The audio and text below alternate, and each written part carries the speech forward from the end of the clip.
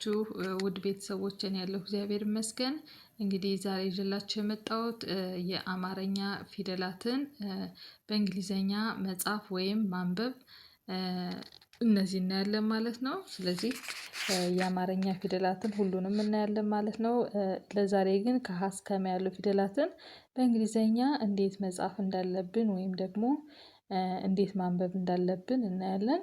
አብራችሁን ቆዩ። እንዲሁም በውስጥ መስመር መማማር የምትፈልጉ ካላችሁ ከስር በምናስቀምጠው ስልክ ደውሉ። በኢሞ በቴሌግራም እንዲሁም በዋትሳፕ አማራጮች እናስተምራለን። ለሳምንት 5 ቀን ለአንዳንድ ሰዓት ማለት ነው። እሺ ወደ ትምህርታችን መሄድ እንችላለን። እንግዲህ የመጀመሪያ ፊደል የምናየው ሀና የሀን ቤተሰብ ነው ማለት ነው። ስለዚህ እነዚህ ፊደሎች ወደ እንግሊዘኛ ሲቀየሩ ወይም በእንግሊዘኛ ሲጻፉ በምን መልኩ እንደሆነ አብረን እናያለን ማለት ነው። ይህ የመጀመሪያ ፊደላችን ማናት? ሀ ናት ማለት ነው። ሀና የሀን ቤተሰብ እናያለን ማለት ነው። ስለዚህ የመጀመሪያ ሀ ስንል በእንግሊዘኛ ስንጽፈው ሀ ምን ይሆናል? ኤች ከዛ ኤ ይሆናል ማለት ነው። ኤች እንግዲህ በእንግሊዘኛ ትምህርት ተነባቢና አናባቢ የሚባል ነገር አለ።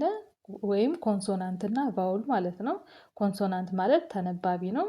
ቫውል ደግሞ አናባቢ። ስለዚህ ከዚህ ጋር የሀ ቤተሰብ ጋር ሀ ለምሳሌ ኤች ያልነ ኤች ምንድነው? ዋና ቋሚ ተነባቢ ወይም ኮንሶናንት እንለዋለን ማለት ነው። ስለዚህ ኤች የሀ ቤተሰብ ላይ ኤች ምንድነው? ቋሚ ነው።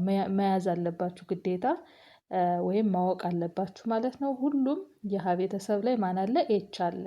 ለምን እንዳልኳችሁ ዋና ተነባቢ ወይም ኮንሶናንት ስለሆነ ማለት ነው። ከዛ እንግዲህ ሀ ላይ ኤች አለ።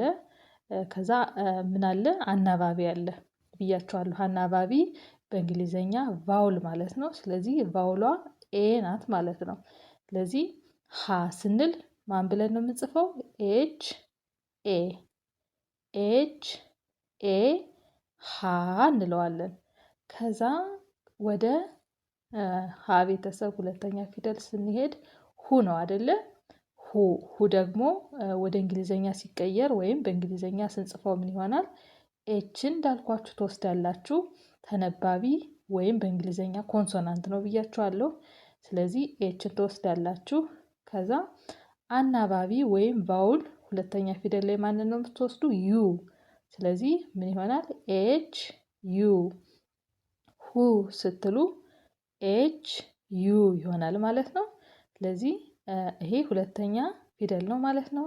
በብዛት እንግዲህ ሁለተኛ ፊደል ላይ ቫውል ዩን በብዛት እንጠቀማታለን ማለት ነው። ሁለተኛ ፊደል ላይ ኤች ደግሞ እንዳልኳችሁ ለሀ ቤተሰብ በቋሚነት የምትወስዷት ናት። ስለዚህ ኤችን መዘንጋት የለባችሁም። ኤችን ትጽፋላችሁ።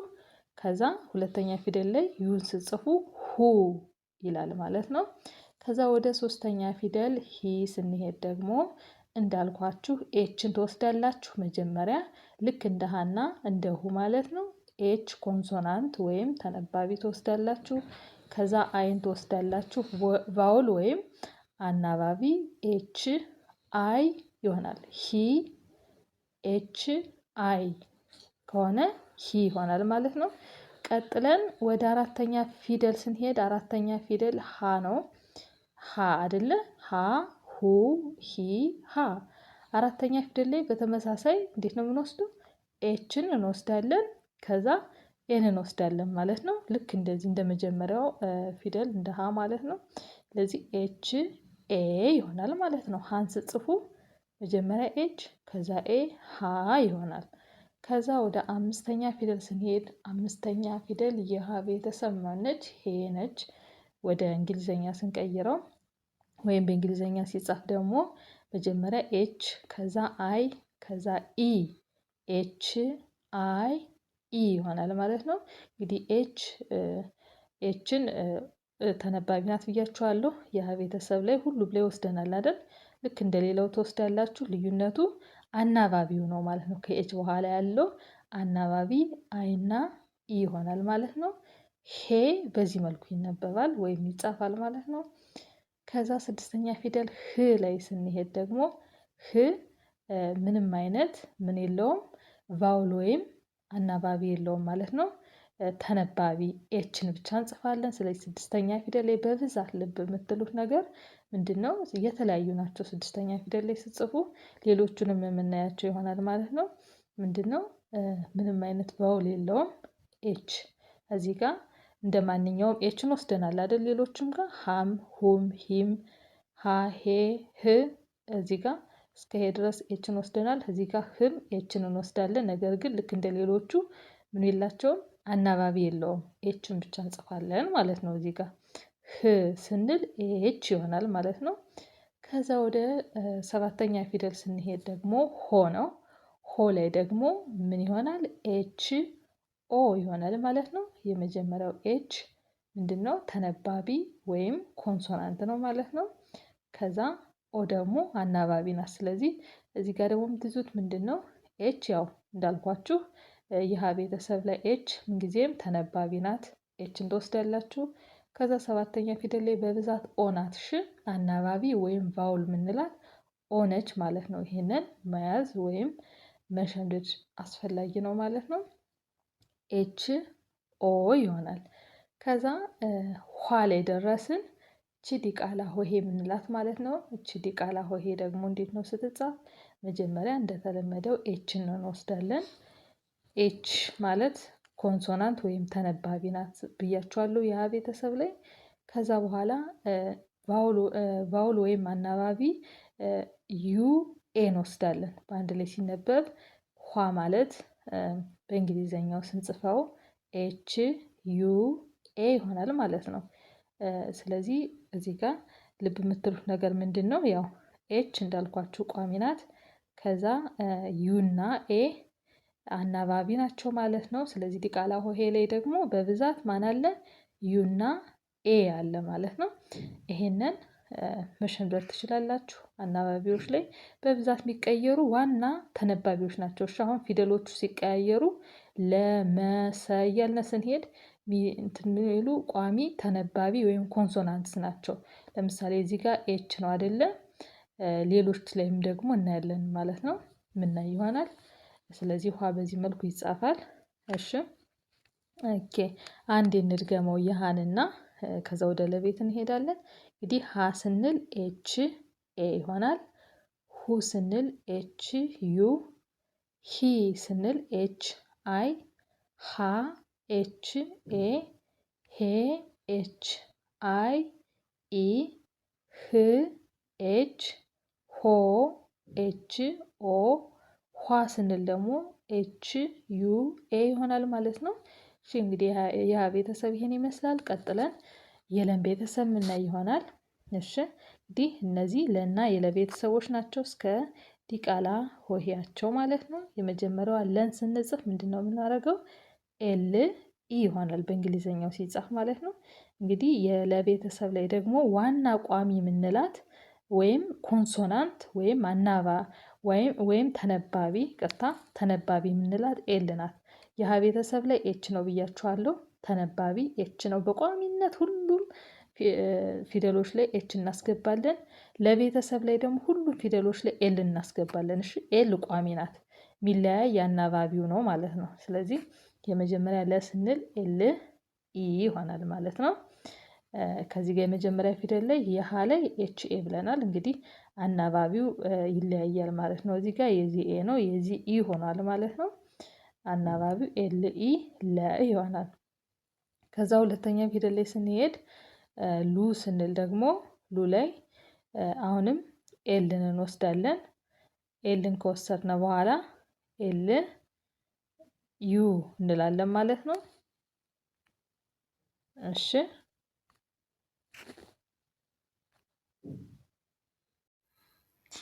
እሺ እንግዲህ ቀጥሎ ሉን ነው ማለት ነው የምናየው። እንደምታዩት ሉ ስንል ደግሞ ምን ወስደው ኤል ምንጊዜም እንወስዳለን ማለት ነው። እንዳልኳችሁ ዋና ኮንሶናንት ወይም ተነባቢ ነው። ከዛ ሁለተኛ ፊደል ላይ በብዛት ማንን እንወስዳለን ብለናል? ዩ እንወስዳለን። ልክ እንደ ሁ ማለት ነው። ሁ ላይ በቋሚነት ኤች አለች ብያችኋለሁ። እቺ ኮንሶናንት ናት ወይም ተነባቢ። ከዛ ዩ ምንድን ነች? ቫውል ነች። ሁለተኛ ፊደል ላይ ቫውል ናት ብያቸዋለሁ። ሉ ላይም በተመሳሳይ ዩ ከዚህ ጋር መያዝ ትችላላችሁ። ሁለተኛ ፊደል ላይ ቫውል ዩን መጠቀም ያው ወይም አናባቢ ከዚህ ጋር የሚዋለ ከዚህ ጋር የሚዋለ። ስለዚህ ከዚህ ጋር አሁን የምትይዙ በጣም ቀላል ነው። ከዚህ ጋር ሁላይ ኤችን ምንጊዜም ለሀ ቤት ትወስዳላችሁ፣ ለለቤት ደግሞ ኤልን ትወስዳላችሁ ማለት ነው። ከዛ ሁለተኛ ፊደል ላይ ዩን ትወስዳላችሁ ብያችኋለሁ። ሉ ላይም ዩን ትወስዳላችሁ። ስለዚህ ኤል ዩ ይሆናል ማለት ነው። ከዛ ሶስተኛ ፊደል ሊ ነች። ሊ ደግሞ አሁንም መጀመሪያ ኤልን ትወስዳላችሁ፣ የለቤት ኤል ስለሆነች ማለት ነው ተነባቢ። ከዛ አይን ትወስዳላችሁ ማለት ነው። እንግዲህ ሶስተኛ ፊደል ላይ ከዚህ ጋር የሀ ቤተሰብ ላይ ብናይም ኤችን ትወስዳላችሁ በቋሚነት ወይም ኮንሶናንት ከዛ አይን ወስዳችኋል ማለት ነው። ስለዚህ በተመሳሳይ ከዚህ ጋርም አይን ትወስዳላችሁ፣ ከዚህ ጋር አናባቢ አይን ወስዳችኋል። ሊ ላይም በተመሳሳይ ኤል የለቤተሰብ ኮንሶናንት ኤልን ትወስዳላችሁ፣ ከዛ ቫውል ወይም አናባቢ አይን ትወስዳላችሁ ማለት ነው። በዚህ መሰረት ኤል አይ ይሆናል ማለት ነው። ወደ አራተኛ ፊደል ስንሄድ ከዚህ ጋር ሀ ስንል ኤች ኤ እንዳልነው ከዚህ ጋር ደግሞ ላ ስንል ላ የለቤተሰብ ላይ ኤል እንወስዳለን ብለናል። ከዛ ከኤል ጋር ልክ እንደ አናባቢ ኤ ያለሽ ማለት ነው። ስለዚህ ከዚህ ጋር ምንድነው ልዩነቱ? የለቤተሰብ ኤል መሆኑ የሀ ቤተሰብ ደግሞ ኤች ነው ኮንሶናንቱ። ከዛ አናባቢያቸው ግን ተመሳሳይ ነው። እሺ አራተኛ ፊደል ላይ ኤ እዚህ ጋርም ያለ ላላይም ያለ ማለት ነው። ኤል ኤ ይሆናል ማለት ነው። እሺ ቀጥለን እንግዲህ ማንን ነው የምናየው? ሌን ነው ማለት ነው የምናየው። ከዚህ ጋር ማንን እናያለን? ሌን እናያለን። አምስተኛ ፊደል ሌ ደግሞ እንግዲህ መጀመሪያ ኤል እንወስዳለን። ኤል የለቤተሰብ ተነባቢ ናት ብለናል። ከዛ አይ ኢ እንጨምራለን። ኤል አይ ኢ ይሆናል ማለት ነው። ልክ እንደ ይሄ አምስተኛ ፊደል ደግሞ ምንድን ነው የሚያመሳስላቸው? የሁሉም አናባቢ አይ እና ኢ ናቸው። ስለዚህ አይ ኢን እዚህ ጋር መሸምደድ አይደለ? ቀላል ነው። አይ ኢ የሚለውን ሸምደዳችሁ ከያዛችሁ አይከብድም ማለት ነው። ኤች አይ ኢ ይሆናል ይሄ። የሌ ደግሞ ኤል አይ ኢ ይሆናል ማለት ነው። ወደ ስድስተኛ ፊደል ስንሄድ ስድስተኛ ፊደል ማነች የምትሆነው? ኤል ብቻ ናት ማለት ነው። ኤል ከዛ ምንም አይነት አናባቢ አይኖራትም ማለት ነው። ልክ እንደ ህ እዚህ ጋር ህ ላይም ስናይ ታስታውሱ ከሆነ ኤች ብቻ ናት ዋናው ኮንሶናንቷ ወይም ተነባቢዋ ትጻፋለች። ከዛ አናባቢ ልክ እንደ እንደ ኦ አይነት ነገር አንጽፍም። ኤች ነች። እዚህ ጋር ደግሞ ል ስንል ማነች? ኤል ነች ማለት ነው። ስለዚህ እንግዲህ እዚህ ጋር ል በዚህ መልኩ ይጻፋል ማለት ነው። ልን በዚህ መልኩ እናያለን። ስድስተኛ ፊደል ል ማለት ነው። ግልጽ ነው ብዬ አስባለሁ። እንግዲህ ህ ስንል ኤችን ብቻ ወስደናል አልኳችሁ። ል ስንል ደግሞ ከዚህ ጋርም ኤልን ብቻ እንወስዳለን፣ ሌላ አናባቢ የለውም። ከዛ ሎ ስንል ደግሞ ሎ ኤል ኦ ይሆናል ማለት ነው። ኤል ምንድናት? ለማንኛውም ለለቤተሰብ ተነባቢ ናት ብለናል፣ ወይም ኮንሶናንት ናት። ኦ ደግሞ ቫውል ወይም አናባቢ ናት። ስለዚህ ሰባተኛ ፊደል ላይ ደግሞ ሁሉም ሰባተኛ ፊደሎች ማን አላቸው? ኦ ናት ቫውል። እዚህ ጋር አሁን መሸምደድ ነው። እሺ እዚህ ጋር ሆ ስንል አሁን ኤች ኦ ብለናል። ሎ ስንል ደግሞ ኤል ኦ ይሆናል ማለት ነው። የሚለያዩ የመጀመሪያ ፊደላቸው ብቻ ነው የሚለያይ አይደለ? የሀ ቤተሰብ ኤችን ይወስዳል፣ የለቤተሰብ ደግሞ ኤልን ይወስዳል ማለት ነው። ከዛ በተረፈ እንትናቸው የሎም ኤል ኦ ነው። ሆ ሚለውም ደግሞ ኦን ይወስዳል ማለት ነው። ስለዚህ ኤል ኦ ይሆናል። ከዛ ወደ ዲቃላ ሆሄ ስንሄድ ደግሞ ሏ ነች። ሏ ደግሞ አሁንም ኤልን እንደ ተነባቢ ትወስዳለች። ከዛ ዩ ኤ ኤል ዩ ኤ ይሆናል ማለት ነው። ይሄ ሏ ማለት ነው። በእንግሊዘኛ ሲነበብ ሏ ይሆናል ማለት ነው። ስለዚህ ዲቃላ ሆሄዎች ደግሞ በብዛት ማንን ይወስዳሉ? ዩ ኤ ብያቸዋለሁ። እዚህ ጋር አሁን የሀ ቤተሰብ ችኋ ዲቃላ ሆሄ ኤችን ወሰደች። መጀመሪያ ኤች ከዛ ዩ ኤን ወስዳለች። እዚህ ጋር ሏ ላይም ዩ ኤ ወስዳለች ማለት ነው። እዚህ ጋር ልብ ማለት ትችላላችሁ ወይም ማስተዋል ትችላላችሁ ማለት ነው። እሺ አንድ የለም ቤተሰብ በድጋሚ እናንብበውና ወደ ሀመር ውሃ እንሄዳለን። እሺ ለ ኤል ኢ ሉ ኤል ዩ ሊ ኤል አይ ላ ኤል ኤ ሌ ኤል አይ ኢ ል ኤል ሎ ኤል ኦ ሏ ኤል ዩ ኤ ይሆናል ማለት ነው። እሺ እንግዲህ ቀጥለን የምናየው ደግሞ ሀመር ውሃን ነው። ሀመር ውሃና የሀመር ውሃ ቤተሰብ እንግዲህ ሀመር ውሃና ሀሌቷ ተመሳሳይ ናቸው። ምንም ልዩነት የለውም። የአጻጻፍ ብቻ ልዩነት ነው ያላቸው እንጂ በእንግሊዘኛው ሲጻፉ ሀመር ውሃም ልክ እንደ ሀሌታዋ ነው ማለት ነው። ለማንኛውም አብረኒ እዚህ ጋር ሀ ሲል ማን ነው የሚል ኤች ኤ ይሆናል ማለት ነው። ሁ ስንል ደግሞ ኤች ዩ፣ ሂ ስንል ኤች አይ፣ ሀ ስንል ኤች ኤ፣ ሄ ኤች አይ ኢ፣ ህ ስንል ኤች ነው። ሆ ስንል ኤች ኦ ነው። ልክ እንደማን እንደ ሀ ቤተሰብ ምንም አይነት ልዩነት የለውም ያጻጻፍ። እንደምታዩት ወደ እንግሊዘኛው ሲቀየር የሀሌት ውሃም የሀመር ውሃም ተመሳሳይ ነው። እዚህ ጋር ግራ እንዳይገባችሁ። ስለዚህ እነዚህን በተመሳሳይ ይሄንን ካወቃችሁ ይሄኛውንም ማወቅ ቀላል ነው ማለት ነው። በዚህ መልኩ ያዙት። እሺ ውድ ቤተሰቦች ቀጥለን የምንሄደው ወደ መቤተሰብ ነው ማለት ነው። ወደ መቤተሰብ ስንሄድ ደግሞ መ ማለት ኤም ኢ እንላለን ማለት ነው። ኤም እንግዲህ የመቤተሰብ ምንድናት? ኮንሶናንት ወይም ዋና ተነባቢ ናት ማለት ነው። ከዛ አናባቢዋ ኢ ነች። የመጀመሪያዋ ፊደል ኢ ነች። እንግዲህ በብዛት የመጀመሪያ ፊደሎች ኢ የሚወስዱም አሉ። በእርግጥ ይለያያሉ። ያው ከዚህ ጋር መያዝ ይጠበቅባቸዋል። አሁን ሀ ስንል ኤ ነው የወሰደ አይደለ? ለስንል ኢ ነው የወሰደ። መስንል ደግሞ ኢ ወስዷል። ያው አንዳንዶቹ የሚለያዩም ይኖራሉ። ግን እዚህ ጋር መስንል ኤም እና ኢን ወስዷል ማለት ነው። ዋናው ግን መስንል ኤም ዋና ኮንሶናንት መሆኗን መረዳት ያስፈልጋል። ያው ቫውሎቹ ይለያያሉ ማለት ነው። ሙ ስንል ደግሞ እንግዲህ ኤምን ይወስዳል ብለናል። ዋና ተነባቢ ነው።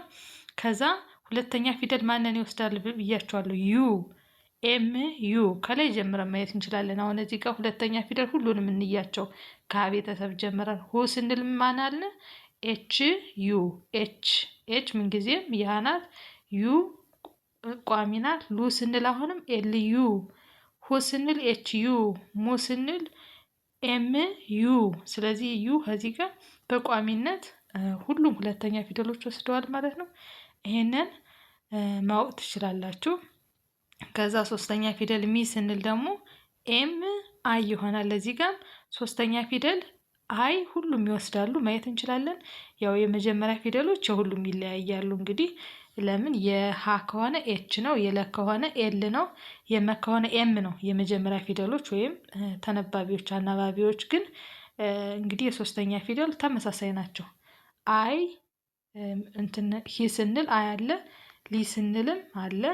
እዚህ ጋም ሶስተኛ ፊደል ላይ አለ፣ እዚህ ጋም አይ አለ። ስለዚህ ይሄን ሶስተኛ ፊደሎች አይ ይወስዳሉ ብላችሁ መሸምደድ ትችላላችሁ ማለት ነው። ሚ ከዛ ማ ስንል ደግሞ አራተኛ ፊደል ኤምን እንወስዳለን። ከዛ ኤም ኤ ይሆናል ማለት ነው። ከዚህ ጋር ደግሞ አራተኛ ፊደል ኤ ሁሉም ኤ ይወስዳሉ። ይኸው እዚህ ጋር ኤ ወስዷል። ለቤት ያለች መቤትን በተመሳሳይ እንደምታዩት ቤት አለ። ስለዚህ አራተኛ ፊደል አናባቢ ሁሉም ኤን ይወስዳል የሚለውን እዚህ ጋር መሸምደድ ትችላላችሁ ማለት ነው። በተረፈ ያው ሌሎቹ ይለያያሉ አናባቢዎች ወይም ኮንሶናንቶች እንዳልኳችሁ ማለት ነው። አይሚን ተነባቢዎች ማለት ነው። ተነባቢዎች ወይም ኮንሶናንቶች። ቀጥለን ሜ አምስተኛ ፊደል ደግሞ አሁንም ኤምን እንወስዳለን። ያው ለመ ኤምን ነው የምንወስድ ብለናል። ከዛ አይና ኢ ቫውል አይና ኢ ይሆናሉ። አምስተኛ ፊደል ላይ ሁሉም አይና ያላቸው ይኸው ማየት እንችላለን። ከላይ ጀምረን ሄ አምስተኛ ፊደል ነው። የሀ ቤተሰብ አይ ያለው፣ ሌም በተመሳሳይ አይ ያለው፣ ሄም አለው፣ ሜም በተመሳሳይ እንደምታዩት አይ ኢ ያለው ማለት ነው። ስለዚህ በዚህ መሰረት ይነበባል። ከዛ ወደ ስድስተኛ ፊደል ም ስንሄድ ደግሞ ማን ነው? ኤም ይሆናል ማለት ነው። ኤም ብቻ እንግዲህ ሌሎቹም እዚህ ጋር አሁን ስድስተኛ ፊደል ሁሉም ይለያያሉ ማለት ልክ እንደ ሌሎቹ በእንትን መያዝ አትችሉም። ለምን ይለያያሉ? እዚህ ጋር አሁን ከላይ ጀምረን እኔ ግልጽ እንዲሆንላችሁ ህ ስድስተኛ ፊደል ናት። ኤች ብቻ ኮንሶናንቷን ወይም ተነባቢዋን ብቻ ነው እዚህ ጋር የምጽፉ። እሺ ስድስተኛ ፊደል ሲሆን ኤች ል ላይ ስንሄድ ደግሞ ስድስተኛ ፊደል ኤልን ብቻ ነው የምንጽፈው። ከቀጥለን የምንጽፈው ነገር የለም። ህ ኤች ምም ስንጽፍ ኤምን ብቻ እንጽፋለን ማለት ነው። ከዛ ወደ ሰባተኛ ፊደል ስንሄድ ወደ ሞ ኤምን እንወስዳለን። አሁንም ኤምን ኤም ምንድናት? ኮንሶናንት ወይም ተነባቢ ኤም እንወስዳለን። ከዛ ኦ እንወስዳለን። ኦ ደግሞ አናባቢ ወይም ቫውል ናት።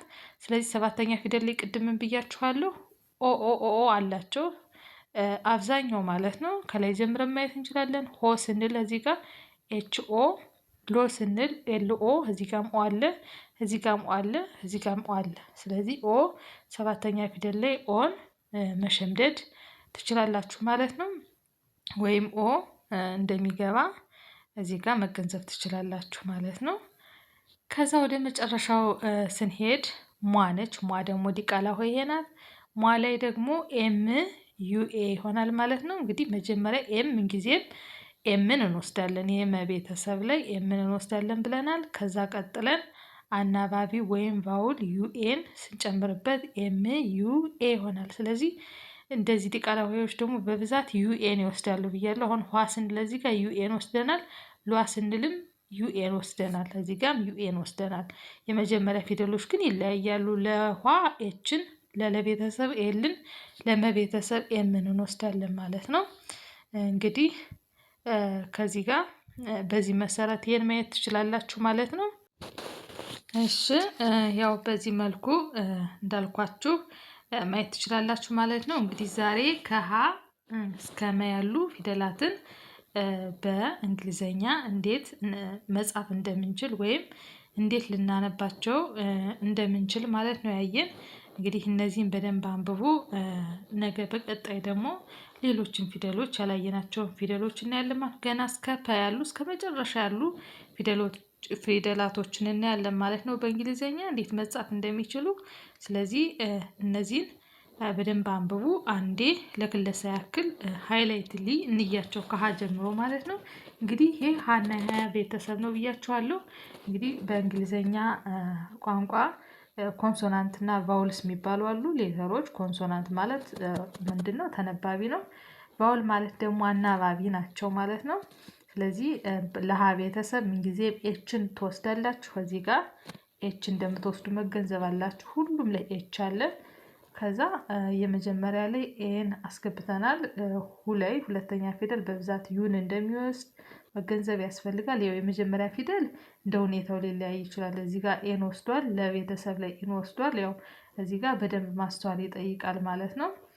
ላይ ግን በብዛት ሁለተኛ ፊደል ላይ ዩን ይወስዳል ማለት ነው።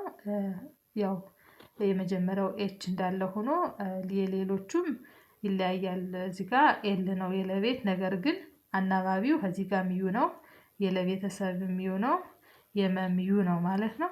ሶስተኛ ፊደል ላይ ስንሄድ ደግሞ አሁንም ምናቸው ይለያያል? ተነባቢያቸው የሁሉም ይለያያል። ሂ ላይ የሂ ኤች ነው፣ የሊ ኤል ነው፣ የሚ ኤም ነው። ነገር ግን አናባቢያቸው ግን ሁሉም ተመሳሳይ ነው። አይ አይ አይ አይ። እዚህ ጋር ይሄንንም በዚህ መልኩ መያዝ ትችላላችሁ። አራተኛ ፊደል ላይ ደግሞ በተመሳሳይ ኮንሶናንታቸው ወይም ተነባቢያቸው ይለያያል። ነገር ግን አናባቢያቸው ኤ ነው። ኤ ኤ ኤ ኤ። ይህንንም ልብ ማለት ትችላላችሁ። ከዛ አምስተኛ ፊደል ላይ አሁንም እንደተለመደው ይሄ መጀመሪያ ፊደላቸው ወይም ተነባቢያቸው ሁሉም ይለያያል። አናባቢያቸው ግን አይ ኢ ነው። እዚህ ጋም የለቤተሰብ አይ ኢ ነው። መላይም ስንሄድ አይ ነው ማለት ነው። ስድስተኛ ፊደል ደግሞ የሁሉም ይለያያል ማለት ነው። ስድስተኛ ፊደል ላይ ስንሄድ አናባቢ የላቸውም፣ ተነባቢያቸው ብቻ ነው የሚጻፍ። እዚህ ጋር ኤች ሀ ቤት የለቤት ኤል የመቤት ኤም ይጻፋል ማለት ነው። ሰባተኛ ፊደል ደግሞ እንግዲህ ተነባቢያቸው የሁሉም ይለያያል። አናባቢያቸው ደግሞ ኦ ነው ብያቸዋለሁ። ሆ ኦ፣ ሎ ኦ፣ ሆ ኦ፣ ሞ ስንልም ኦ አለ ማለት ነው እዚህ ጋር። ስለዚህ እዚህ ጋር በዚህ መልኩ ማየት ትችላላችሁ። ከዛ ዲቃላ ሆሄ ላይ ደግሞ አሁንም በተመሳሳይ ኮንሶናንታቸው ወይም ተነባቢያቸው ይለያያል። አናባቢያቸው ደግሞ ዩኤ ነው ብያቸዋለሁ። እዚህ ጋር ሁሉንም ዩኤ መያዝ ትችላላችሁ ማለት ነው። ስለዚህ እንግዲህ በተቻለ መጠን ግልጽ ይሆንላችኋል ብዬ አስባለሁ። እንግዲህ የበለጠ ደግሞ ስታነቡት በደንብ ስትከልሱት የበለጠ ግልጽ ይሆናል ማለት ነው። እነዚህም በደንብ አንብቡ። እንግዲህ ነገ ደግሞ ሌሎች እናያለን። ገና እስከ ፐ ያሉ ፊደላትን እናያለን ማለት ነው። አንድ ባንድ ከእናንተ የሚጠበቀው ላይክ አድርጉ፣ ሰብስክራይብ አድርጉ፣ ያው አበረታቱ። እነዚህ የበለጠ ደግሞ እንድንሰራ በውስጥ መስመር መማማር የምትፈልጉም ከስር ባለው ስልክ ደውሉ። ለዛሬ ይበቃናል። ስለተከታተላችሁኝ በጣም አመሰግናለሁ። በያላችሁበት ሰላም ሁኑ።